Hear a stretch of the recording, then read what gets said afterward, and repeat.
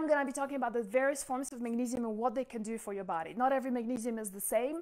The quality can vary vastly. It makes a big difference in price of the supplement.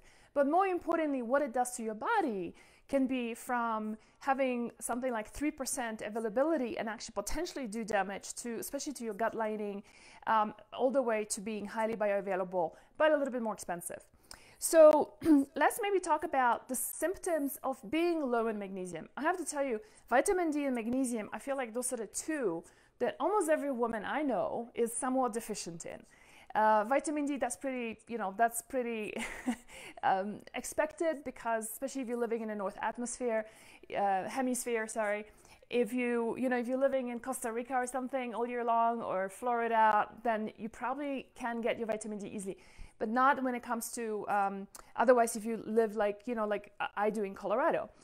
So, but when it comes to magnesium, that's the second deficiency that I see almost every woman I work with has a problem with that. And so let's talk about the symptoms of low magnesium deficiency. The first one, very obvious one, would be poor sleep. So inability of falling asleep, waking up in the middle of the night, and a lot of times waking up with racing thoughts. That could also be a lot to do with the adrenals, but you can also support the adrenals in an amazing way with magnesium. One of the things you will learn in just a second, I will explain, magnesium is so important for keeping all your hormones in really good balance. So the other symptom of magnesium deficiency is that you're getting body pains and aches, especially a lot of stiffness, a lot of cramps that might be happening. Women who are constantly facing a lot of anxiety for irrational fears about things that are like pretty common day, everyday stuff, right? We get really anxious about that. That can also be due to low magnesium. Some people who have heart palpitations, for example, I mean, it's actually quite amazing. One of the things, if you follow me for a while, when I did a call with Dr. Alan Hopkins, he was talking about cardiovascular diseases, how much of magnesium plays a role in improving cardiovascular health and stabilizing because if you think about it, heart is also a muscle, right? The same way you might be having tension, for example, in your shoulder, tension in your back. That is a lot could be to do with magnesium, and the heart is the same thing. You're supporting the muscle. Other ones is the women who are constantly chronically constipated, for example, right? That could also be due to low magnesium. Magnesium helps us to go to the bathroom, and I'm going to be talking about the different kinds of magnesium, and then specifically honing in on that one that can really help you with bowel movement. Why is it important? Because you need to go every day, have a really solid bowel movement and feel emptied, because your hormones are getting pooped out. Those dirty hormones, those ones that get metabolized, that are used up, that your body should be expelling so that you make space for new hormones to be produced. Well, guess what? You're pooping, not sweating, but it's the pooping that eliminates those dirty hormones. And so I call it dirty hormones, but basically those are also called the pathological metabolites of hormones. So somebody's saying, Robin Keith is saying she's taking citrate for oral and magnesium oil spray. Yeah, awesome. So let's talk about the different forms in just a second.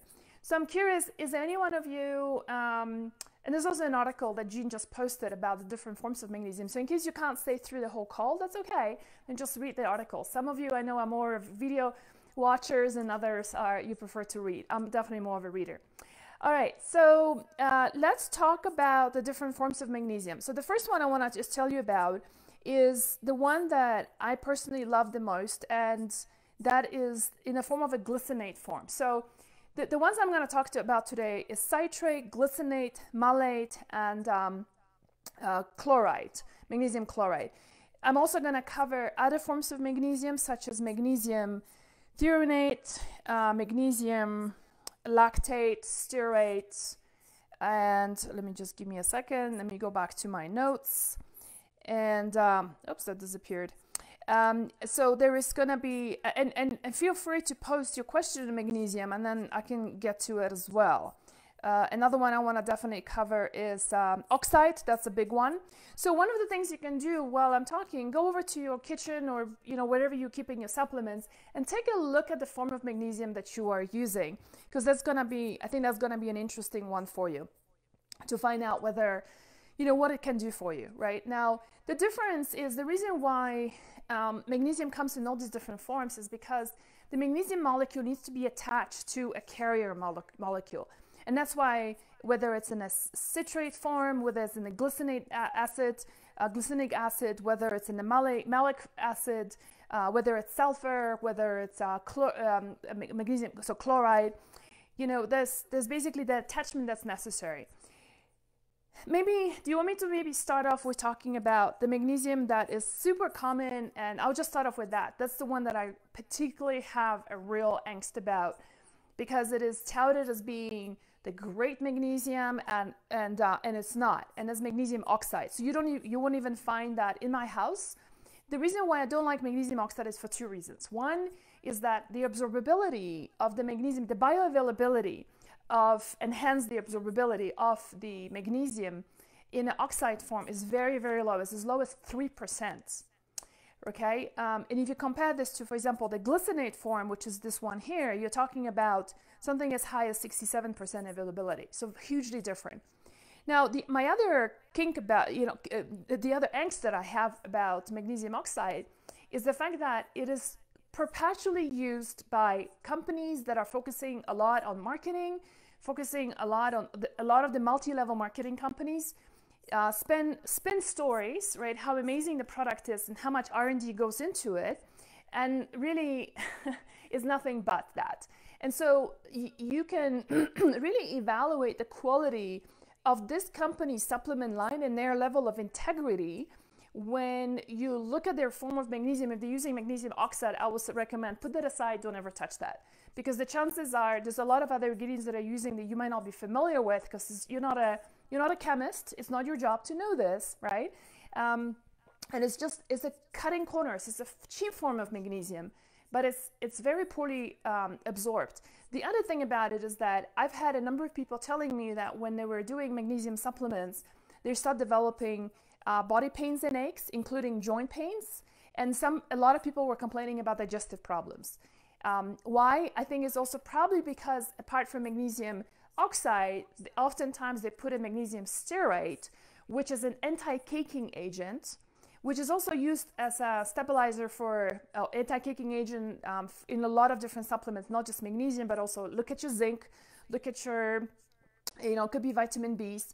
And really, if you think about it, like if you go to a factory, probably never gonna happen, but if you just imagine going to a factory that spits out these supplements, magnesium stearate is one of the coating agents that's being used on the outside, so the pills just come out really quickly and easily, and so it lowers the production cost.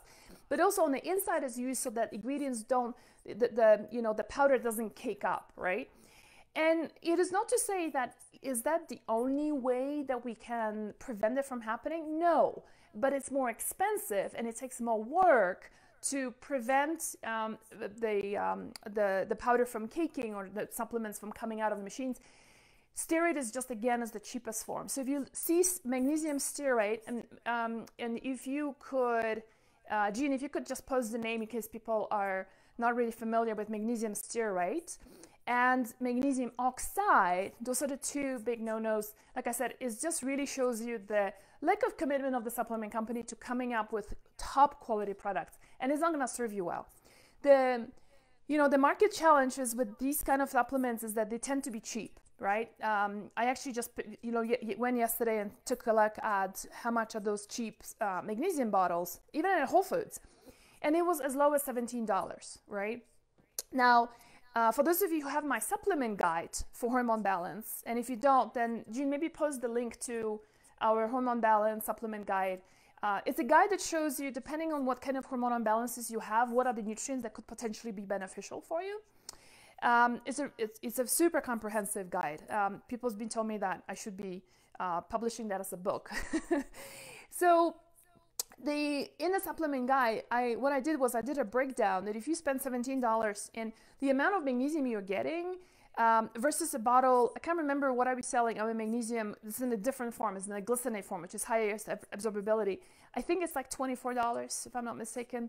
Jean, could you remind me how much are we selling our supplements, our magnesium replenish for? But the bottom line is that you're getting 3 times more magnesium available to you, even though the bottle might be even double the price as compared to $17. So per consumption and what you're getting into your body is actually much more economical, bottom line. Magnesium glycinate is the best. Hadir is saying, yes, it definitely has the highest observability.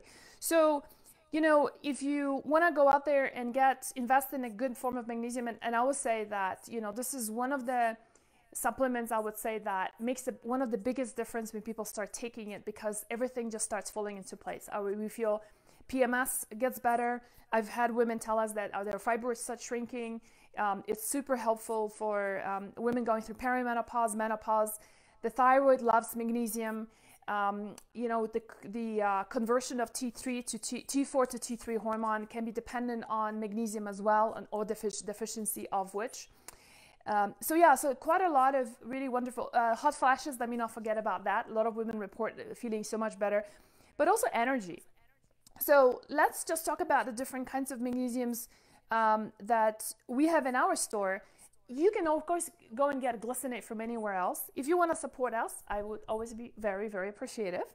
But you don't have to, you know. So if you're getting it from somewhere else, my best recommendation is to go with magnesium glycinate, okay? And if you want to support us, then the product that we have is called the Magnesium Replenish, and that's a glycinate form only. Now, let me talk about another form of magnesium, and that's this one right here, and that's magnesium citrate. Magnesium citrate is an interesting one because I generally don't like to use it too much unless it's somebody is struggling with constipation and having irregular bowel movement. The reason why I say that is because it pulls quite a lot of water out of the intestines, and creating a laxative effect. And so typically when something creates a laxative effect, it could be compromising the absorption of nutrients from the food that's in your digestion, right? Especially the small intestine, large intestines, that's where the absorption happens. We don't want the transit time to be too quick, but you also don't want to be constipated. So personally, what I've been doing is I travel with magnesium citrate because I tend to get constipated when I travel. No matter how much water I drink, no matter how much I keep my diet the same, for whatever reason, I get constipated. And I don't want to get constipated. It's uncomfortable, makes me feel toxic. My hormones, I get terrible PMSs when I get constipated. So I travel magnesium citrate. I think it's a really great way of getting your bowel movements to get going again. And so, you know, maybe it could be a good idea to have both of them, citrate and glycinate. Like once your bowels are moving really nicely, regularly, then switch over to glycinate, and then continue with that. Let me talk about dosage, because a lot of times people ask us about how much to dose. Now, for replenish, so this is glycinate form. For 2 capsules, you get 300 milligrams of magnesium. Now, I stick with that as a maintenance form, maintenance dose. And but during times of, for example, when I'm working really hard, I'm stressed out because of a project. Like for example, last year when we were going through our book launch, it was very stressful. I was on the road a lot. And then I was doing 600. Sometimes there were days I was doing 900. So I was doing 6 of these capsules. The reason why, let me not forget also, lumpy breasts. That's another thing that magnesium is going to help you tremendously with. I've had so many women who changed nothing else, didn't add any herbs, didn't give up gluten. They just started doing magnesium, and their lumpy boobs disappear. So another super beneficial benefit. So yeah, so interestingly, how do you know how much to dose? And with any forms of magnesium, and the answer is up to the point when you get a loose stool. When you have a loose stool, this is where you back off. Can you get a good bowel movement with glycinate? You can, but it's not going to be as fast and quick as it's going to be with citrate. Okay, this is the reason why I said use the citrate to kind of push through the pipes. And once you become regular, switch to glycinate, because then it's going to be more of a maintenance phase. sometimes people ask me, why do I recommend supplements versus doing food? Well, the answer is that some of the foods that are highest in magnesium, like for example, cacao, avocado is pretty decent, so are cashews. You know, when you are truly stressed out, when you're on a run and you're really depleted in magnesium, you would need, so like, you know how I said 600 milligrams, 900 milligrams, right, of that? In a supplement guide, I talk about that in order for you to get, I can't remember right now the details, but let's just say 600, I think it was like 600 milligrams of magnesium, you would need to consume like 1.5 cups of cacao, of cocoa powder, right? Or well, you don't want to do chocolate because it's way too much sugar, but it's in cacao in whatever form. I mean, I don't know about you, but even if you're having a piece of chocolate, it's just a square or two, right? And so that is a far cry from doing 1.5 cups of cacao powder, which is high in magnesium. I think it was the same thing. Avocado was like coming up to 37 avocados in order to replenish. So, you know, as you know, I'm always gonna be a biggest fan of food. Food, I always say, my mantra at Hormones Balance is food is first and always, herbs often, supplements sometimes, RX only when needed, okay? Prescription only when needed. So we covered those two, magnesium citrate and glycinate. And so the next one I want to tell you about, which is together, those are our top 2 selling products, the glycinate, and the other one is called quick magnesium. The reason why I call it quick magnesium is because it penetrates through your skin really quickly and it gets into your bloodstream super fast. That's why I call it quick. Slower than pills because you need time to digest it, right? There's a capsule, it needs to dissolve. So it might take a longer time to feel the benefits. When is this applicable and what's the difference between this and Epsom salts? So first of all, the difference is that Epsom salts is magnesium sulfate, okay, where this is magnesium chloride. Now, please do not confuse it with chlorine that you get in the water, nothing like that. In fact, this particular, where we are sourcing this from, comes from Holland, that's deep in the sea, that deposits. But for those of you who maybe have been to the Dead Sea in Israel or Jordan, depends on which side you are on, you know, when people go there and float in the water, for therapeutic purposes and feel amazing after coming out from these spas, that is magnesium chloride, okay? So I love both of them. Epsom salts, hallelujah. So many people will swear by them. So is chloride, the magnesium chloride. The difference is, the reason why I personally don't use Epsom salts is because I have a genetic mutation that doesn't allow me to process sulfur very well. So anything that is too high in sulfur, including too much food, high in sulfur, too many eggs, too many crucifers, supplements like MSM just gives me totally foggy brain. And so if I do Epsom salts, it's just too much sulfur for me. And I basically end up feeling kind of brain dead. That's really what, and not depressed, but like not in a great mood, you know, kind of crammy. So for those of you who have tried Epsom salts and go like, what's the thing all about? Like, why do people say it feels so great? That could be because of that mutation that you also have. So another great alternative is to use magnesium chloride, right? Which is this is topical. Give you an example. Just a couple of days ago, I was working out with a personal trainer. I didn't eat after, didn't do my regular before. So when I wake up in the morning, I'll do typically some salt, potassium. So I can actually show you right here. This is right on my kitchen counter, cream of tartar, which is that gives me a pinch of potassium, and a lemon in a glass of warm water. And that's my starting point. I didn't do that. I was rushing after the workout. I was rushing again. I had some appointments. Didn't get any electrolytes into my body. And what happened was I ended up developing a pretty bad cramp on the side of my leg.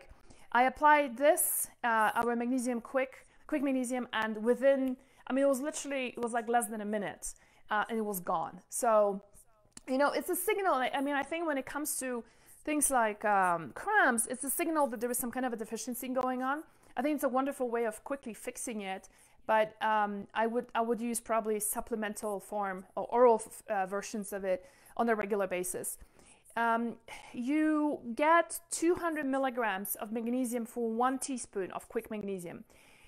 It only requires 20 minutes to be fully absorbed. So, you know, actually let me apply this right now, and then I'll show you within a few minutes when it dries up what it looks like. There is I can't confirm this with any research, but I've been told that if someone is having a hard time with the tingling, that's because it's a sign that you are deficient in magnesium. So that could be an interesting data point for you. I don't know how, I've never seen any research on that, but there's a naturopath who told me that, and I hope that's true. So it's not tingling right now, but what can happen is that you might be developing, you know, like you will see in a second when it dries up. It's just gonna be, I'm gonna look like a 80, 90-year-old woman, you know, very wrinkly skin. And it gets unpleasant, you know. I mean, to be perfectly honest, it's kind of like the skin starts pulling, and then when you go into bed, it's kind of like you have these, you know, it's gonna become white instead of flaky, and you go like, well, do I really need this in bed, right? So that's why I said it just really, all you need is 20 minutes to get the magnesium in, and after that, just wash it off, and you're perfectly fine. You got the dose that you need, and you're gonna feel it. So a lot of our Hormones Balance community members said that, you know, a lot of tension here, so anyway, having those cramps on the legs or whatever they show up, having heart palpitations even, and putting that on is just a wonderful way. The other way you can also apply magnesium topically is when you have breast lumps, you know, because I'm a big fan of applying magnesium and progesterone on our breast where the lumps appear, and you will see, you might get some amazing results from that as well. So let me go over to our last form of magnesium that I haven't covered yet, and we call it Mag Energy. Well, it's called Mag Energy not for nothing, because it does give you an incredible boost of energy. It's in a malate form. So magnesium malate is the malic acid that is the carrier. And what would happen is, this is a very energizing formulation. I made the mistake, just to share with you a true story, when I first started testing our supplements, when we got started with this about 2 years ago, I got some samples and I started testing it, and I would typically take magnesium at night because I feel like it helps me sleep better, deeper. And oh my gosh, I was up until 3 o'clock in the morning every day. I was like, what is going on?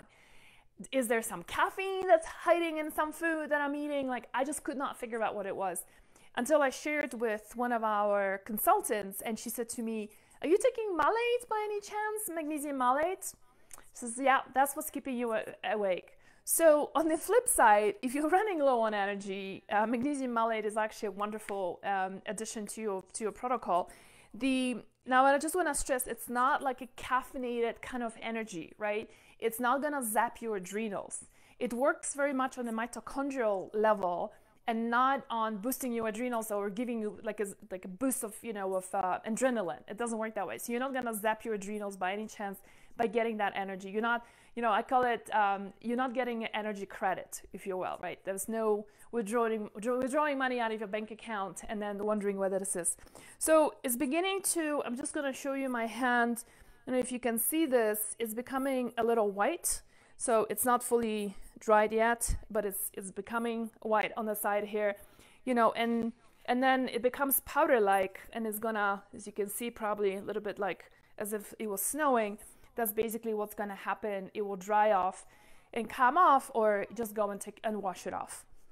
So those are the forms of magnesium that we carry in our store. If you'd like to support us, I would be incredibly grateful for your support. We work with, that's why you would never see those inferior quality ingredients. I would never put this in my own body, right? If it was anything inferior, because, you know, why do that? So there's a couple of other forms of magnesiums that I want to mention. Many of you have emailed us, and by the way, tomorrow I'm going to be releasing a newsletter about the different forms of magnesium as well. And so if you want to be on our mailing list, make sure you go to hormonesbalance.com, and there's like a banner, like a horizontal thing on top. You could just join our mailing list. I send out an email twice a week, and it's always with like recipe stuff that's going to help your hormones, great products that I believe in, tips and tricks, you know, how to buy supplements, and that kind of is highly educational. So let's see, magnesium threonate. Threonate is, it crosses the blood-brain barrier and therefore improves learning and memory functions, helps with age-related cognitive decline. And my personal favorite brand would be Pure Encapsulations. So if you wanna, if you feel like that's a form that will help you, then I would definitely recommend to use Pure. Magnesium sulfate, as I already talked about it, that's in the form of Epsom salts, and if you feel like it's helping you, then it's fantastic. And if you feel crammy after Epsom salts, then switch over to magnesium citrate, which you can also put in a bath, by the way. It doesn't have to be external. Magnesium chloride, that's, I already covered this. Magnesium lactate, interestingly, is derived from lactic acid, which is basically milk. I recommend to avoid dairy in any forms, especially when you're trying to rebalance your hormones. So it's not a, again, you know, to me, it's like, you know, when we went through the process of formulating and looking at the formulations in the market, you know, it's like, why not go with the best quality possible and give our customers the best experience, the best product that is out there? You know what I mean? There's no particular benefit that lactate is going to bring, except it's going to be a lower cost. Magnesium stearate, I already covered that as a coating agent. It's not soluble in water. That's another problem. And then magnesium oxide is the worst form that I have covered, which I highly recommend to stay away from that, and not just from that supplement, but from the whole line of supplements from that particular company, because it just shows you they're cutting corners. Can you take several different kinds, and or should you just pick one? That's a great question. So yes, you can take a few to experiment. You know, I think I'm a big fan of, well, you know, there's the concept of bioindividuality that says that we all a little different from each other, right? And so one person responds fantastic. For example, I love glycinate, my body just loves it. There could be somebody else who might say, you know, I'm just getting like digestive issues going on. I much rather prefer citrate. So I would not do all of them at the same time if you haven't tried them out. I'm a big fan of trying one thing at a time for like at least 3 days to a week to figure out how your body is feeling. Let your body speak to you and say, you know what, I'm loving this. I'm really struggling with this. When you incorporate all 3 or 4 different forms, then it's really hard to then attribute which magnesium form has really helped you. I'm a big fan of starting off with, if you're having, like I said, constipation issues, start off with citrate, and then move over to glycinate. Topical, there's the chloride when you're having, you know, things like cramps, like I was describing in my case. And if you feel like energy is something that's really lacking in your day, then starting off with magnesium energy. So switch things around and see how you feel. Just now we had a question on, and I forgot what question that was just now. And unfortunately, sorry you guys, but I cannot see your questions. Let me actually log into Facebook and see how much we can do. Have you guys been watching like what's been happening with Facebook? They are kind of like really coming under a lot of scrutiny all around. Oh yeah, Patricia is asking which one is better for sleep. I would say definitely glycinate would be the best. You don't want to do malate based on what I just told you, my own story. Citrate might give you a little bit of runs, so I'll be very careful with that. Definitely glycinate is my favorite. Navina is asking, do we carry threonate? We do not. I'm sorry, this is like already the 4 forms. So, but like I said, you can. I do recommend Pure. You can get on Amazon. Melanie's asking, should you take glycinate morning or evening? And the answer is it can be both. In fact, it might be a really good idea, especially if you're really depleted, to do. You know, the thing is, especially if you're doing a lot of other supplements, is that there is always absorption competition, right? So there's only so much that your body can absorb at any time. And when you're taking it without a supplements, there might be you're compromising a little bit on the absorption. So what I would suggest is do, start off always on a smaller dose. So do maybe 1 capsule in the morning, 1 capsule in the evening. There's no right or wrong on this. They're both perfectly fine. Vicky's asking, which is better for hormonal issues? They're all great. All of those ones that I'm showing you here, they're all great for your hormones. Which one is better for muscle cramps and not upsetting digestive tract? I would say glycinate. For menopause, Elaine is asking for hormonal belly and menopause. So first of all, Elaine, hormonal belly, right? So like the belly just wouldn't go away. That's a lot of times sugar dysregulation. By the way, you guys, I just want to share with you, and I'm sharing this in tomorrow's newsletter, I'm launching a new program in May called Estrogen Reset. It's all going to be about estrogen dominance. Super excited about that because I think that's a program that everyone is going to need, because almost every woman I know has got estrogen dominance problems, even if you're going through menopause. And one of the things is about rebalancing your blood sugar levels. So this is where I see a lot of times we get so much better when we balance our blood sugar levels. The belly goes down. And so anyway, for menopause and hot flashes, glycinate is a wonderful addition. Donna is asking, can I take glycinate and citrate? Like I've explained at the beginning of the video, yes, you can. You just don't want to do too much of it. And when you know you just too much, when your stool becomes too loose, yeah? Gail is saying, when I feel down or low in magnesium, I like to go with Swiss chart. I use the spray at night when the pill we're missing or too much sweetness. Okay, yeah, the spray is great. Okay, so that's all we have for today for you guys. I hope this was helpful for you, and I will be talking to you next Friday about some topic. I don't know yet what is it going to be, but we'll figure that out. All right, have a wonderful weekend, and we'll speak to you soon. Bye.